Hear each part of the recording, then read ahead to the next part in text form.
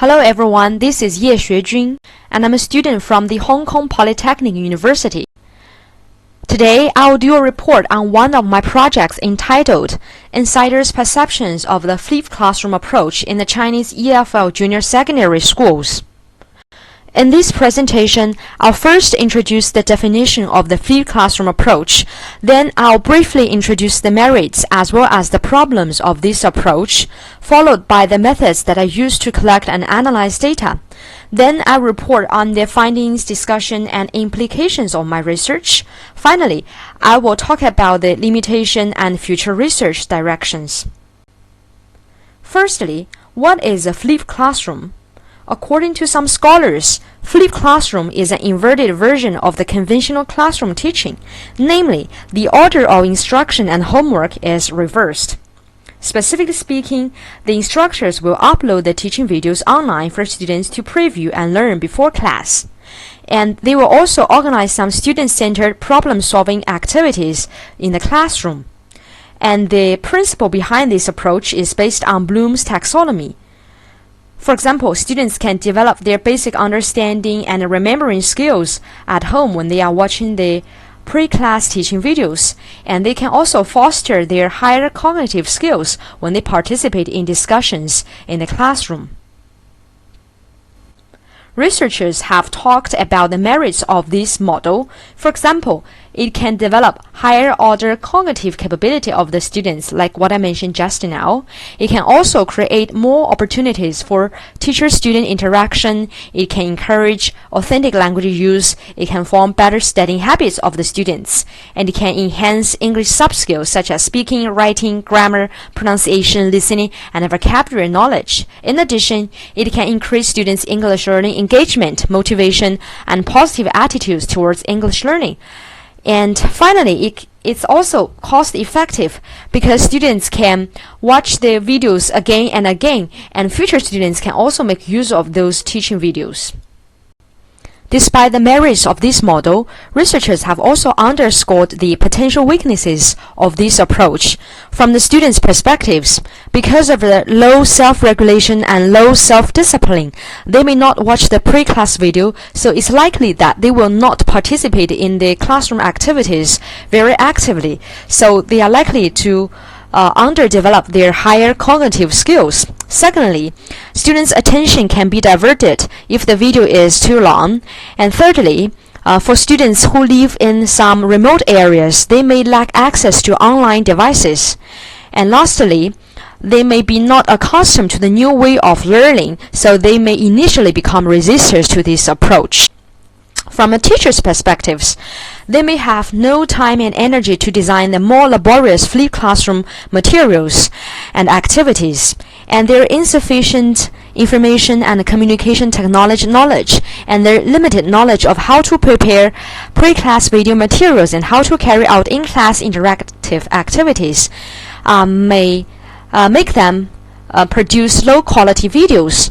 And they may also initially become resistors to this approach because they may think that this approach is less effective compared to the traditional way of learning English, especially for teachers who are from the exam-oriented countries. Because there are many arising problems, researchers have put forward some possible solutions to the problems. For example, they think that the teachers can provide the alternatives of DVD, CD, and flash drives to the students to watch at home. And they can develop an online quiz or survey to check students' understanding of the pre-class teaching materials.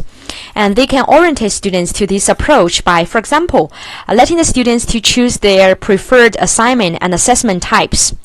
And teachers can start very small and progress slowly. For example, they can try 2 to 3 flipped classroom lessons per year and use a half-flipped approach. For example, they can leave some time for the students to conduct some discussions in the classroom. And the school can also establish an IT workforce to provide timely help for the students and teachers. And the school and the local education bureaus can organize some informative training sessions to expand teachers' knowledge of this model. And for teachers who are familiar with this model or have the experience of this model, can share their experience with some teachers who have no knowledge of this model. Through reviewing the literature, I have identified 3 research gaps. First, there is a lack of flipped classroom research with K-12 students because previous research were largely concentrated on the higher education context. And secondly, very few flipped classroom studies focused on L2 context because most of the studies were related to some subjects like mathematics. Thirdly, and to the best of my knowledge, previous studies failed to investigate the use of flipped classroom in the Chinese EFL secondary schools. Because previously I worked as an English teacher in the Chinese junior secondary school, the flipped classroom was actually mentioned frequently a few years ago, but it almost died now. I really want to figure out why this happened and what we can do to alleviate the problems we encountered. So there are many 2 research questions for this study. The first one is, how do various stakeholders, for example, the teachers, students, parents, and the teacher educator, how do they perceive the flipped classroom approach in Chinese junior secondary school EFL classes? And secondly, how can the challenges pertaining to the application of this approach be addressed? This study was conducted in both a public school and a private school of one capital city in China, and the participants consisted of 12 teachers, 12 students, and their parents of grade 8. And in order to gain some authoritative insights, I also involved one teacher educator of the city.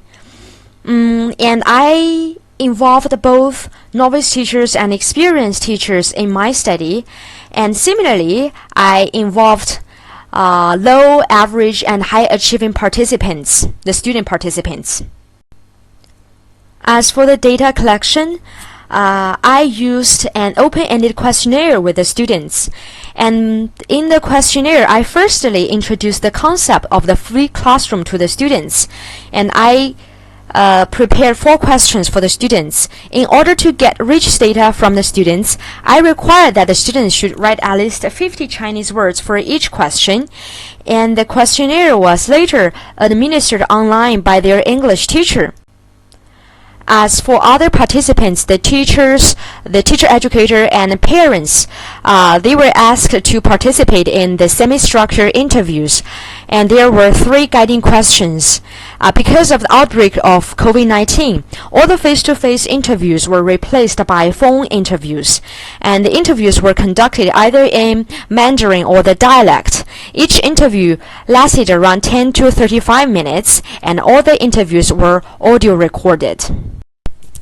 After collecting the data, I firstly transcribed and translated the data into English, and I employed a thematic analysis method because it allows me to analyze the data both deductively and inductively. After that, I re-explored and re-evaluated the data and compared the similarities and differences before reaching the conclusion. Here comes the findings. I'll first talk about the merits of the approach perceived by the participants. They think that the flipped classroom approach can facilitate self-paced learning because the students can customize according to their own needs. And secondly, because students will participate in the classroom interactions, so it's likely that the students will engage themselves more in the activities, and they can also improve their speaking skills and foster their higher order cognitive skills.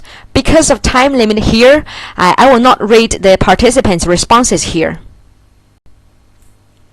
Now I will talk about the challenges of the flipped classroom model perceived by those participants. And I have grouped the challenges into 5 aspects: student-related challenges, teacher-related challenges, parents-related challenges, policy-related challenges, and resource-related challenges. All the participants, including the students themselves, regard their low self-discipline and insufficient self-study skills as one major challenge of the application of this approach.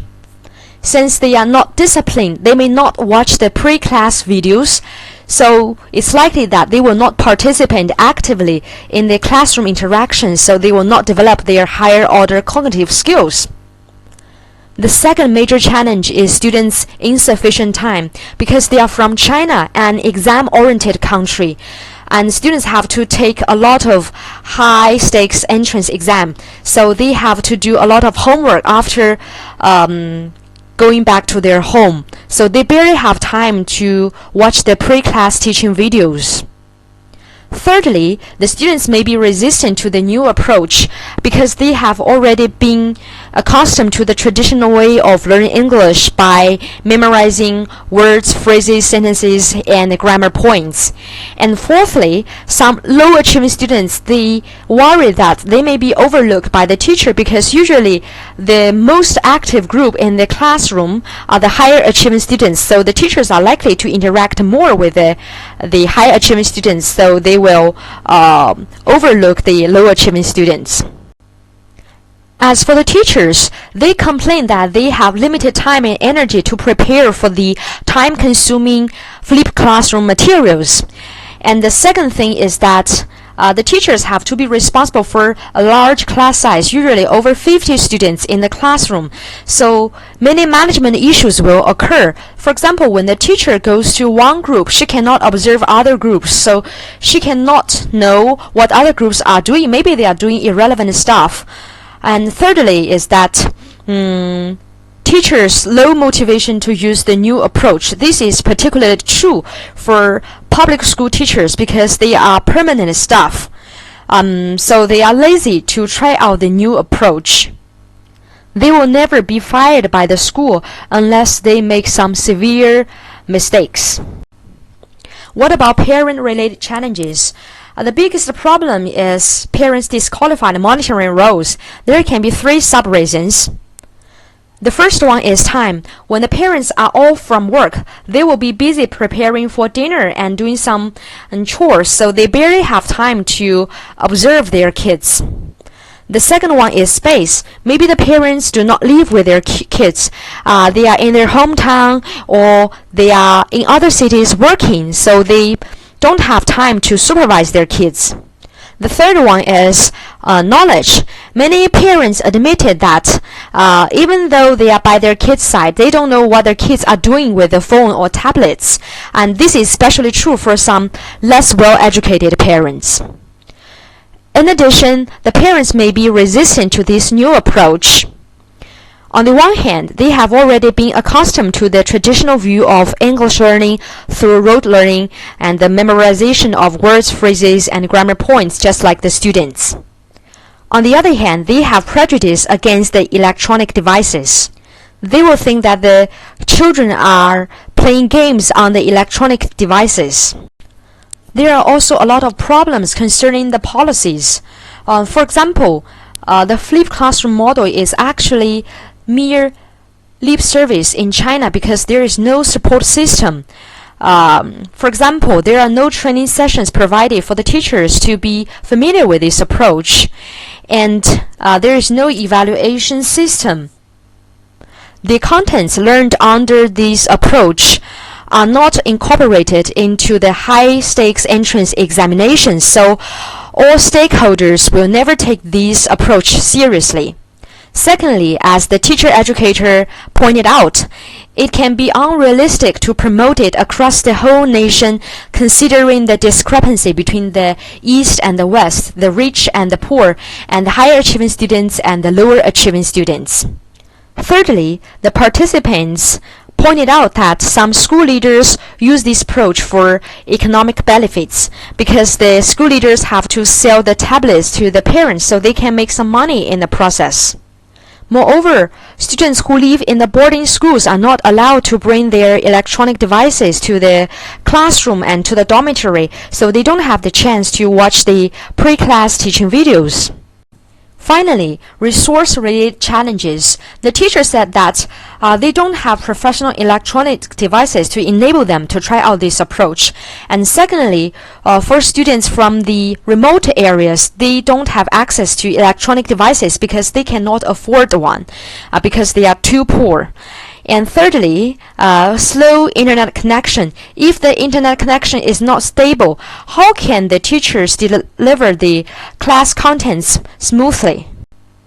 Based on the responses from the participants, we can see there are many problems confronting them during the implementation of this approach. So I have come up with some corresponding solutions and suggestions for a better application of this approach. Firstly, I think the teachers should design a short quiz online or in class for the learners to check their understanding of the pre-class teaching videos and to ensure that they have done their pre-class assignment well. And secondly, I think it's better to try out the flipped classroom model only with high-achieving students. There are mainly two reasons. Firstly, those high-achieving students are the only group who have the time to watch pre-class teaching videos because they can finish their homework early and leave some time for those videos. And secondly, because they are high-achieving, so they have better self-study skills and they are disciplined to watch the online videos. In addition, I think the contents learned under this model should be reflected in the high-stakes exams. Only in this way can the stakeholders, the parents, the teachers, the students, as well as the school leaders take this approach very seriously. As for the parents, maybe they can do nothing, but I think it's better for the teachers to introduce the potential benefits of this approach to them, and so that the parents can feel relieved and let their kids to try out this approach.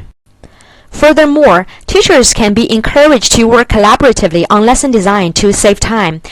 Later, they can adapt their teaching materials based on their needs. And then the teachers can start small and choose to work on 2 to 4 topics each semester according to their capability and students' ability and needs. In addition, some incentives can be used to support instructors' efforts, like salary rise and job promotion. These can be particularly applied to those public school teachers because they are permanently employed. They don't have the motivation to work harder. Meanwhile, I think the school can establish an IT team to provide timely technical training and support for the teachers and the students. Equally important, the IT team can monitor and limit students' access to irrelevant pages by designing a special program so that the parents can feel relieved to let their kids to try out this model. This study has investigated the student, teacher, parent, and teacher-educator perceptions of the potential advantages as well as challenges of the flipped classroom approach in the Chinese EFL junior secondary schools. I also provided some practical suggestions and solutions for teachers and policymakers to better implement this approach, but I was unable to directly explore opinions from participants who had experience with this approach. Anyway, I suggested that the teachers can try a half-flip approach with high-achieving students. So future studies can work on the effects of such approach through methods of interviews and classroom observations. Hopefully, future studies can shed more useful light on the application of the flipped classroom approach in the Chinese junior secondary schools. Thank you for listening. Here are some references that I used for this study.